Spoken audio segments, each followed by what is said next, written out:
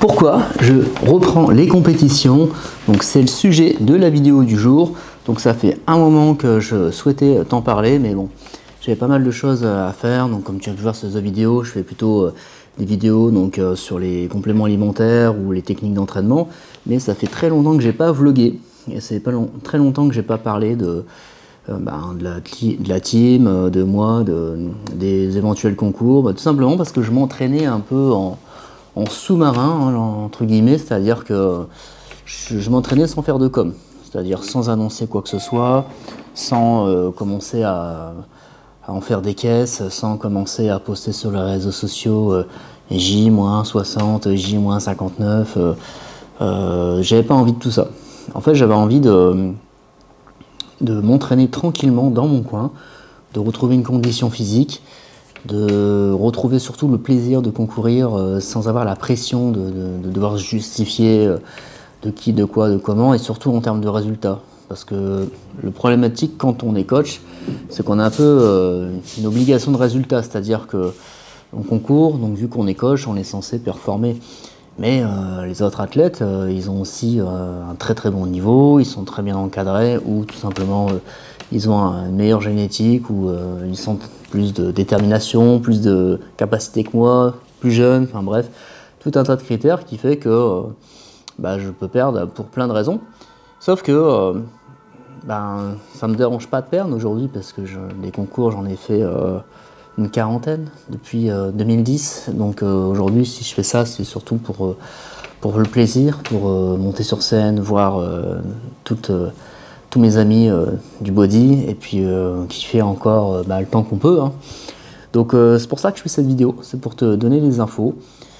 Déjà, j'ai fait une coupure de 2 ans, tout simplement parce que là, il y a 2 ans, donc j'ai lancé le Loft, qui est donc une énorme salle de coaching où je me suis investi à 100% pour pouvoir pérenniser mon projet, pour que ça tourne et que je puisse continuer à en vivre et m'occuper des gens qui se sont inscrits.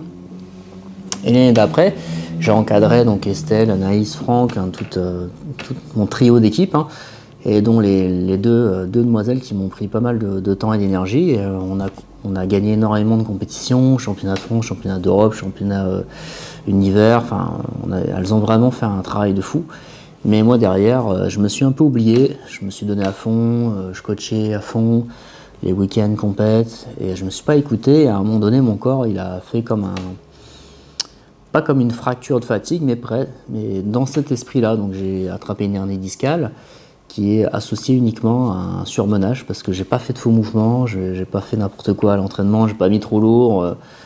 Et du coup, ça m'a mis pas un choc, mais ça m'a fait comprendre qu'il fallait que je revoie ma manière pas de m'entraîner, mais de m'occuper de mon quotidien. Et donc j'ai décidé pour ça déjà de reprendre mon entraînement. Je me suis réinscrit au Basic Fit qui est en dessous de chez moi. Et je me suis remis à m'entraîner avec 3 amis. Donc on en entraînement en duo. Hein, donc j'ai 3 amis, un lundi, un le mercredi, un le mardi, un le mercredi, un le vendredi. Donc je me suis mis à m'entraîner avec eux. Reprendre du plaisir, reprendre des sensations, reprendre de l'intensité. Et de fil en aiguille, le physique a commencé à revenir, etc. Et moi, je savais qu'au fond, je voulais continuer à concourir parce que j'étais resté un peu sur ma faim. Hein, donc j'ai concouru de nombreuses reprises, mais j'ai jamais gagné le championnat d'Europe, par exemple. J'ai toujours fait des bons classements. J'ai gagné des médailles de bronze, des médailles d'argent, mais jamais la première place. Donc j'ai toujours ça un petit peu en travers de la gorge. J'avais fait le top de Colmar il y a 2 ans, j'étais pas loin de rentrer en finale. Je manquais de sèche au niveau des jambes, alors que je sais que je peux être bien mieux. Donc pas mal de regrets. Et du coup, je voulais pas rester sur ça et du coup revenir, tout du moins pour cette année.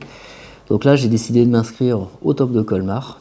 Donc même si ma condition n'est pas à 100%, malgré un régime qui a commencé en novembre, donc j'ai perdu plus de 7 kilos, alors que mon physique était rond mais pas gras bien sûr. Mais la condition n'est pas encore à 100%, mais après 17 semaines de régime, j'en avais marre, j'ai envie de concourir, quitte à pas faire de classement, mais tout du moins à reprendre mes repères, à voir l'activité, à voir la compétition top de Colmar comme un tremplin pour me lancer sur les futurs. Et puis mon coach, il était d'accord pour que je fasse cela dans ce contexte-là, parce que lui, il coach que des mecs et des nanas à 100%. Donc du coup, au moment où je fais cette vidéo, la compétition est faite. Donc je ferai une autre vidéo sur cette compétition. Et puis Colmar, c'est quand même un événement incroyable où c'est toujours intéressant de faire une vidéo pour montrer déjà le déroulement pour ceux qui ont jamais vu. Et après, on va enchaîner avec d'autres compétitions que j'expliquerai sur d'autres vidéos. Comme ça fera des petits formats pas trop longs et puis ça permet d'introduire ce que je veux faire, pourquoi. Et puis après, je te présenterai les autres vidéos au fur et à mesure. En tout cas, j'espère que ça va te plaire, parce que là, l'idée, c'est pas juste montrer le déroulement de la compète, les passages, les résultats. C'est plus être dans le cœur du body, c'est-à-dire qu'est-ce que ressent un athlète, pourquoi il se met à concourir, pourquoi chaque année on concourt. Hein. Le fait aussi de ne pas dire aux gens autour de moi que je concours, c'est aussi pour éviter toujours les mêmes questions. Pourquoi tu continues ça? Pourquoi tu t'infliges toujours ce régime? T'en as pas marre de faire ton régime? T'as pensé à ta santé? T'as pensé à l'énergie que tu mets là-dedans? Tu pourrais faire autre chose maintenant que tu as déjà gagné beaucoup de choses, tu n'as plus rien à prouver, donc pourquoi continuer encore? Donc tu as toujours des remises en question à droite à gauche de gens, mais tant que tu n'as pas fait du body, je ne peux pas savoir à quel point c'est vraiment une activité incroyable à faire, et c'est vraiment difficile d'arrêter. Et je me sens pas envie d'arrêter aujourd'hui. Donc c'est pour ça que je continue, et tous mes frères et sœurs bodybuilders peuvent comprendre ce que je dis. Je fais un parallèle avec le film Rocky. Tu vois, dans ces films, sur les plusieurs séries de films qu'il fait, hein, là on est arrivé à Rocky 7, je crois, ou 8 bientôt. Il explique aussi cette envie qu'il en a encore sous le pied, qu'il a encore envie. Et c'est vraiment cette sensation-là que j'ai. Et je pense que le body, pour l'arrêter, il faut vraiment avoir accompli ce qu'on a à accomplir et ressentir vraiment un besoin de satisfaction et de poser les gants, hein, comme on dit. Et c'est pas encore le moment pour moi. Donc tant que j'ai la santé et que j'ai envie de le faire, eh bien, je vais même monter sur scène. Donc après, c'est pas évident, parce que étant blessé, je peux plus faire de squat, de soulevé de terre, de rowing.